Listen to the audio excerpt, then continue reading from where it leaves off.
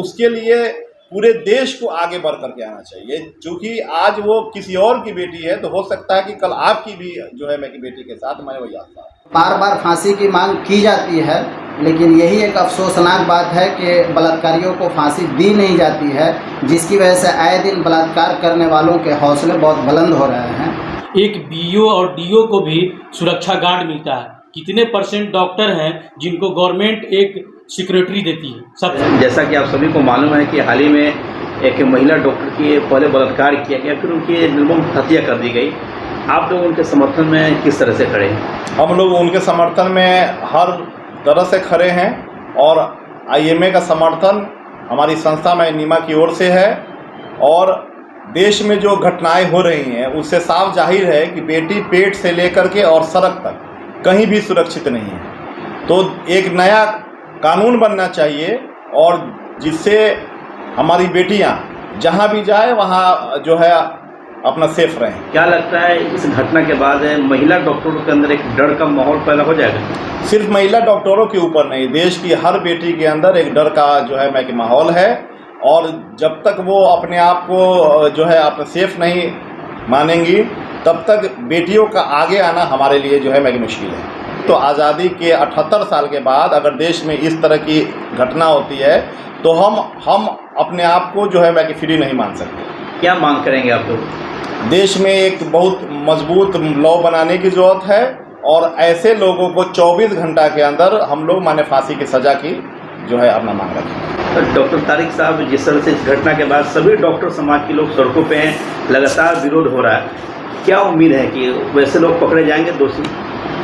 देखिए, उम्मीद तो ये है कि अभी तक कोई जिस तरह से घटना हुई, ख़ास तौर से इसमें जो डॉक्टर ममता के साथ जघन्य तरह से उनका बलात्कार करके हत्या की गई है, इसमें तो अभी तक ये होना चाहिए था कि सभी लोगों को सड़कों पे आना चाहिए था और सरकार से एक मांग करनी चाहिए थी कि जैसे डॉक्टर साहब ने कहा कि एक ऐसी सख्त से सख्त कानून बनना चाहिए जो सिर्फ 24 घंटे के अंदर में सही जो चिन्हित जो भी उसके दोषी है उसको चिन्हित करके और उसको सख्त से सज़ा नहीं बल्कि उसको फांसी की सज़ा मिलनी चाहिए। डॉक्टर साहब, हर डॉक्टर को भगवान का दूसरा रूप माना जाता है, लेकिन डॉक्टर के साथ इस तरह का जघन्य अपराध और कोई भी मरीज उनके पास जाते हैं तो उनके निधन के बाद उनके चेंबर में तोड़ फोड़ करना, उनके साथ बदसलूकी करना, इन सब चीज़ों को आप लोग कैसे देखते हैं? देखिए, डॉक्टर तो एक उनका ऐसा पेशा, डॉक्टर के पेशा में पढ़ाया ही जाता है कि आपके पास कोई भी हो, किसी भी तरह के लोग आए, उसके सबसे पहले उसका सेवा करना,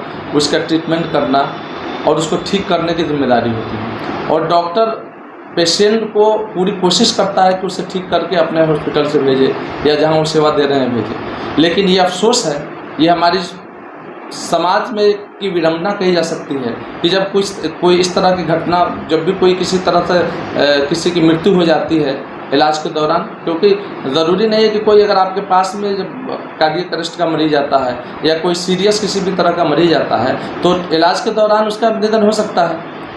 तो उस दौरान वो लोग संयम से काम लेना चाहिए। ये जाँच पड़ताल नहीं करता है लोग कि मृत्यु कैसे हुई है, क्यों हुई है, बल्कि सीधे तोड़ फोड़ पे उतर जाते हैं। और डॉक्टर मुजफ्फर हसन साहब, अब पढ़ लिखने के बाद भी डॉक्टर लड़कियां भी असुरक्षित अपने आप को महसूस कर रही। इस घटना जघन्य अपराध के बारे में आप क्या कहेंगे? देखिए, इससे पहले भी बहुत सारी बलात्कार जो है यहाँ होता रहा है और इस बलात्कार के सिलसिले में बहुत सारी मांग भी उठती रही है। शायद आपको पता होगा कि एक मरतबा इस तरीके का वाक़या आया था तो लाल कृष्ण आडवाणी जी ने भी ये ख्वाहिश जाहिर की थी कि यहाँ भी जो है वही कानून लागू हो जानी चाहिए जो अरब के अंदर है। लेकिन बहरहाल वो कानून यहाँ लागू नहीं हो सकता, लेकिन बहरहाल एक ऐसा सख्त कानून बनाने की ज़रूरत है जिससे कम से कम बलात्कार जैसी चीज़ें जो है उस पर अंकुश लगे, वो रुके। अब बताइए कि एक डॉक्टर जब अपने हॉस्पिटल में वो महफूज नहीं है तो फिर रोड पे या ट्रेन में या बस में वो कैसे सेफ हो सकती है? बहरहाल सरकार को इस पर जो है एक्शन लेने की ज़रूरत है।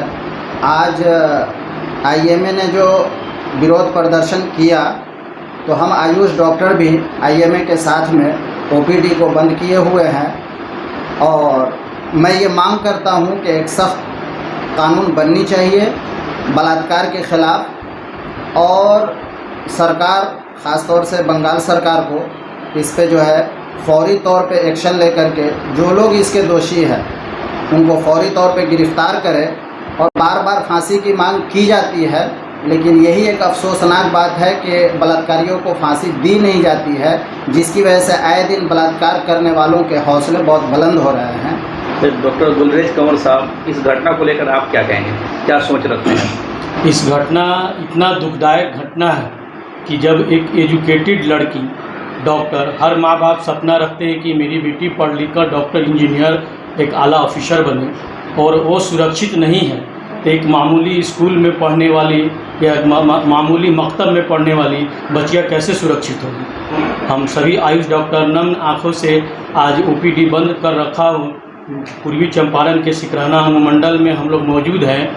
ये सबसे बड़ी बात है कि जब तक हमारे देश में सख्त कानून बने, एकदम 24 आवर में अलग से, जैसे एक सीबीआई ऑफिसर होते हैं, एक अलग से इसका कोर्ट का सिस्टम व्यवस्था हो और तुरंत उस पर एक्शन हो, तुरंत सज़ा हो और उसका वीडियो टेलीकास्ट दिखाया जाए, तो उस तरह के मानसिकता के लोगों में खौफ पैदा होगी। डॉक्टर साहब मानते हैं कि देश में पढ़ने लिखने के बाद भी लड़कियां सुरक्षित नहीं हैं?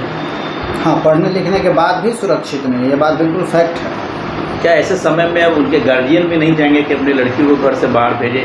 और क्या डॉक्टर साहब लगता है कि अब गार्जियन का भी हौसला टूट जाएगा? बिल्कुल टूटेगा और पूरे देश में भय का माहौल है। और ऐसा लगता है कि ये सरकार की ही मानसिकता है अच्छा, कि लड़कियां ना पढ़ें। पढ़ेगी तो वो क्वेश्चन एराइज करेगी, वो अपना हक लेगी, तो फिर एक कहने की बात अलग होती है और करने की बात अलग होती है। अगर बेटियों के साथ जो है इंसाफ किया जाता तो आए दिन इतने बलात्कार नहीं होते। एक बीओ और डीओ को भी सुरक्षा गार्ड मिलता है। कितने % डॉक्टर हैं जिनको गवर्नमेंट एक सिक्योरिटी देती है? सबसे बड़ी गवर्नमेंट की लापरवाही ये है कि उनको भी आम पब्लिक को फेस करना है, मूवमेंट को फेस करना है, और इसके साथ कहीं पे भी डॉक्टर सुरक्षित नहीं है। जबकि एक मामूली छोटे से लोअर कोर्ट से लेकर एक डीओ बीडीओ से लेकर सबको एक सिक्योरिटी गार्ड मिलता है, लेकिन डॉक्टर को नहीं है। और गवर्नमेंट हॉस्पिटल मांग करेंगे कि सभी डॉक्टरों को भी गार्ड मिलनी चाहिए? मेरी मांग होगी कि कम से कम गवर्नमेंट हॉस्पिटल में ये जो एनजीओ के थ्रू बहाल होते हैं सिक्योरिटी गार्ड को रोका जाए, और पहले के ज़माने में जैसे नाइट ड्यूटी बहाल होते थे, डे ड्यूटी परमानेंट बहाली की जाए, उसकी एक जिम्मेदारी अलग होती है। जितने भी करप्शन हैं ये सब कॉन्ट्रैक्ट बेस पर जो भी सेक्टर में बहाल हो रहे हैं, इसी की वजह से ये करप्शन हो रहे हैं।